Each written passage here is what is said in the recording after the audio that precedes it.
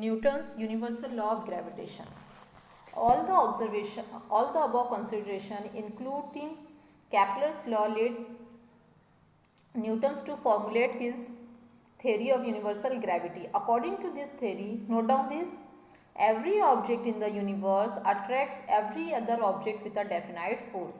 Universe में जितने भी ऑब्जेक्ट है, it include planets, sun, moon, satellite, all the object in the universe, humans, plants, trees, animals, so all the object in the universe attract other object with a definite force. जितने भी object है एक दूसरे को एक definite fixed force से क्या करते हैं, अट्रैक्ट करते हैं. This force is directly proportional to the product of their masses of the two object. और ये जो force होती है वो डायरेक्टली प्रोपोर्शनल होती है. किसके प्रोपोर्शनल होती है? Masses of the two object. जो ऑब्जेक्ट एक दूसरे को अट्रैक्ट करेंगे उनके मासेस के product, and is inversely proportional to the square of distance between them. और इनवर्सली प्रोपोर्शनल किसके होंगे? दोनों ऑब्जेक्ट के बीच के डिस्टेंस के स्क्वायर के, square of the distance between them. Introduction to the scientist ये रीड कर लो आप लोग. Figure 1.5 shows two objects with mass m1 and m2 kept at a distance from each other. There are two objects with mass m1 and m2. यहाँ पे ये एक to object है, एक का मास m1 है और m2. The distance between these two objects is d. दोनों ऑब्जेक्ट के बीच का डिस्टेंस क्या है? d है. And both the object attract each other with the force. दोनों भी ऑब्जेक्ट एक दूसरे को किससे अट्रैक्ट कर रहे हैं? एक फोर्स से. Mathematically the gravitational force of the attraction between these two bodies can be written as. अब मैथमेटिकली हम यहाँ इस ग्रेविटेशनल फोर्स को कैसे लिखेंगे? दोनों ऑब्जेक्ट के बीच में जो ग्रेविटेशनल फोर्स है, this force can be written as. हमारे पास यहाँ पे न्यूटन्स लॉ क्या था? Every object in the universe attracts other object with a force. Universe में जितने भी ऑब्जेक्ट एक दूसरे को क्या कर रहे हैं? एक दूसरे को अट्रैक्ट कर रहे हैं. किससे अट्रैक्ट कर रहे हैं? फोर्स से.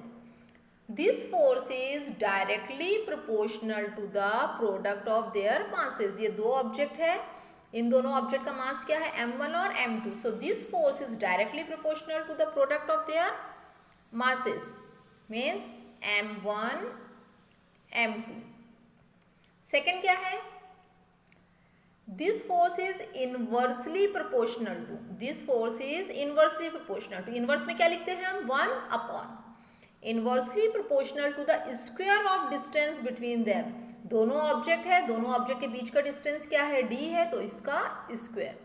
So force is directly proportional to the product of their masses.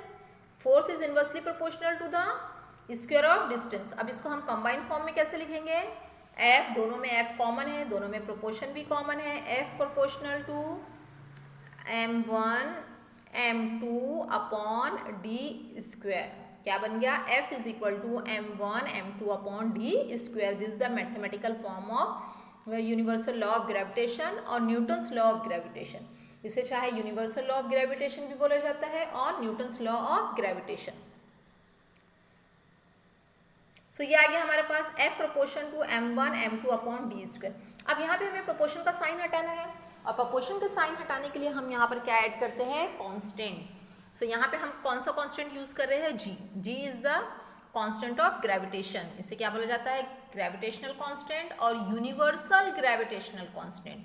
सो हमारा फॉर्मूला क्या बन गया फोर्स का? F is equal to g m1 m2 upon d square. This is the formula of gravitational force. In this formula, F is the force, m1 m2 mass of the two bodies, d distance between them, and g is the gravitational constant or universal gravitational constant. अब यहाँ पे g को universal gravitational constant क्यों बोला गया है? Because the value of g is constant all over the world. पूरे universe में, ऑल ओवर द यूनिवर्स, पूरे यूनिवर्स में जी की वैल्यू क्या है? कांस्टेंट है. जी की वैल्यू हमेशा क्या रही? कांस्टेंट. हम किसी भी प्लैनेट पे चले जाए, किसी भी सैटेलाइट पे जाए, हर जगह जी की वैल्यू क्या रहेंगी? सेम रहेंगी. That's why it is known as universal gravitational constant. Here G is the constant of proportionality and it is also called the universal gravitational constant. The above law means that if the mass of one object is doubled, the force of attraction between two objects also double. Means यहाँ पे note down this, अगर दोनों दो object है इनका मास अगर double होगा तो इनके बीच की फोर्स भी क्या हो जाएंगी, डबल हो जाएंगी। देखिए कैसे फोर्स डबल होंगी। फॉर्मूला क्या है हमारे पास, F is equal to G m1 m2 upon D square. Suppose दो ऑब्जेक्ट है, इनके मास को हमने यहाँ पे क्या किया, डबल कर दिया। मास को क्या किया, डबल किए। सपोज ये है F1, फोर्स जो है दो ऑब्जेक्ट के बीच की फोर्स क्या है, G is equal to m1 m2 upon D square. But अब हमने मास को यहाँ पे डबल किए तो F क्या बन गया, G। m1 को डबल किए तो क्या होगा, ये 2m1। m2 को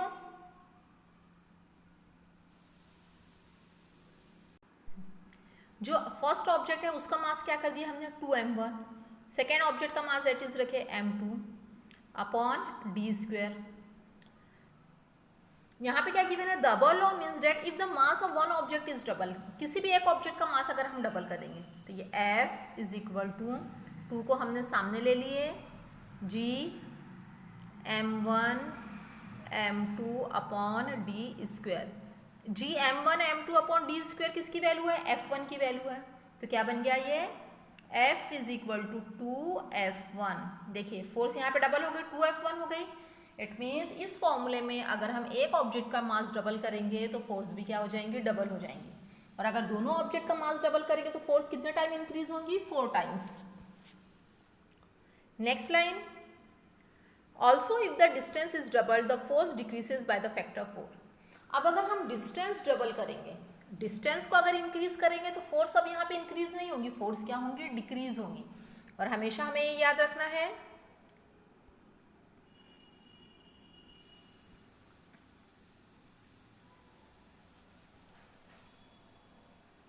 देखिए यहाँ पे फॉर्मूले में मासेस किस में है, न्यूमरेटर में है, और डिस्टेंस किस में है, डिनोमिनेटर में है। तो जब भी हम न्यूमरेटर को इंक्रीज करेंगे तो फोर्स भी इंक्रीज होंगी, बट अगर डिनोमिनेटर को इंक्रीज करेंगे तो फोर्स क्या होंगी, डिक्रीज होंगी। तो यहाँ पे यही गिवन है कि अगर हम मास को डबल करते हैं तो फोर्स डबल हो जाएंगी, but if we increase the increases the distance then the force decrease by the factor of 4 times decrease होंगी। फोर्स कितना टाइम डिक्रीज होंगी, 4 टाइम्स। यहाँ पे आप इसको अपने कॉपी में भी सॉल्व कर सकते हो। डी स्क्वायर जो गिवन है उसकी जगह क्या लिखना है आपको,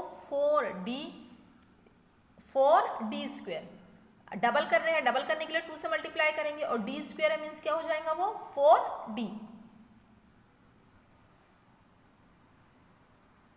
If two bodies are spherical, the direction of force is always along the joining the center of the two bodies, and the distance between the center is taken in the means।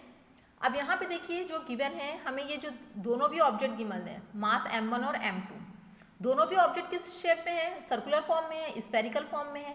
जब भी object circular और spherical form में होते हैं तो force of attraction कहाँ से आता है, सेंटर से। फोर्स ऑफ अट्रैक्शन कहाँ से आएगा, सेंटर से, in the case of spherical object, if the object are spherical. Next see this, in the case when the bodies are not spherical और हैव अ इर्रेगुलर शेप। अब body अगर spherical form में है तो force कहाँ से apply होंगी, centre से।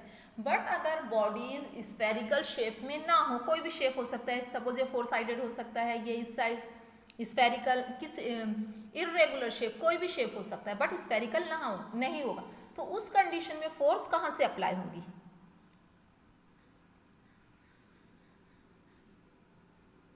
irregular, then the direction of force is along the line joining their center of mass and is taken the distance between the two center।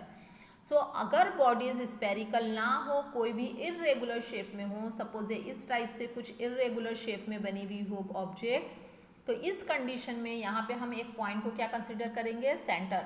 एक पॉइंट को क्या कंसिडर करेंगे, सेंटर कंसिडर करेंगे, और उन सेंटर के बीच का जो डिस्टेंस रहेगा वो क्या रहेगा, D.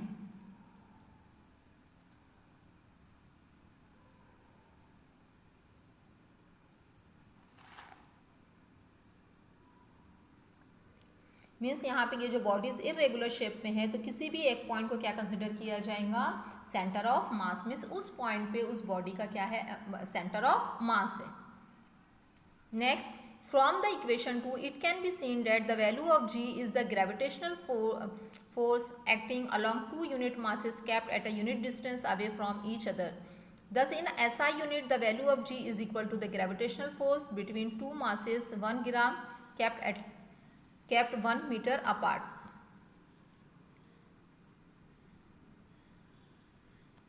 See this formula, F is equal to g m1 m2 upon d square.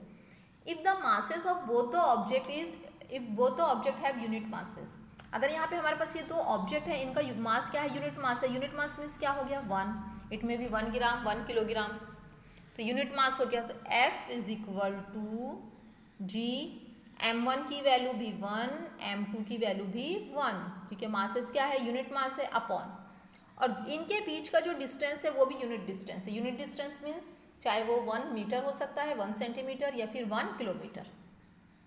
तो देखिए यहाँ पे पूरा ये 1 1 हो गया, सो ये क्या बन जाएगा, F is equal to G. तो यहाँ पे यही गिवन है हमें, from the equation 2 it can be seen that the value of G is the gravitational force है। जी किसके इक्वल है, ग्रेविटेशनल फोर्स के इक्वल है। So gravitational force gravitational constant के इक्वल कब होंगी, when both the object have the unit mass and the distance between them is also both the object is at a unit distance. अगर दोनों object का जो मास है वो भी क्या है, यूनिट मास है, और दोनों ऑब्जेक्ट के बीच का जो डिस्टेंस है वो भी क्या है, यूनिट डिस्टेंस है। In this condition gravitational force will be equal to the gravitational constant. Gravitational force किसके इक्वल हो जाएंगी, ग्रेविटेशनल कांस्टेंट के। Use your brain power, show that in SI unit the unit of g is Newton meter square per kilogram square. The value of g was first experimentally measured by Henry Cavendish. The value of g was first experimentally measured by Henry Cavendish. In SI unit, its value is 6.673 in 10 to the power minus 11 Newton meter square per kilogram square. Note down this unit of gravitational constant and value of g. Value of g 6.673 into 10 to the power minus 11 Newton meter square per kilogram square. यहाँ पे हम देख सकते हैं इसको, ये देखिए कैसे फाइंड की है। F का फोर्स का फॉर्मूला क्या है, F is equal to G m1 m2 upon D square. So अगर हम यहाँ पे जी में लिखना है तो m1 m2 upon D square, दोनों भी अपोजिट साइड में चले जाएंगे, तो क्या बन गया, g is equal to F into d square upon m1 m2। Force की यूनिट न्यूटन, डिस्टेंस स्क्वायर है तो क्या हो जाएगा, ये मीटर स्क्वायर। m1 और m2 दोनों भी मासेस है, मासेस को किस में मेजर करते हैं, किलोग्राम में, तो ये बन गया हमारा newton metre square upon kilogram square, और it can be written as newton metre square पर किलोग्राम स्क्वायर।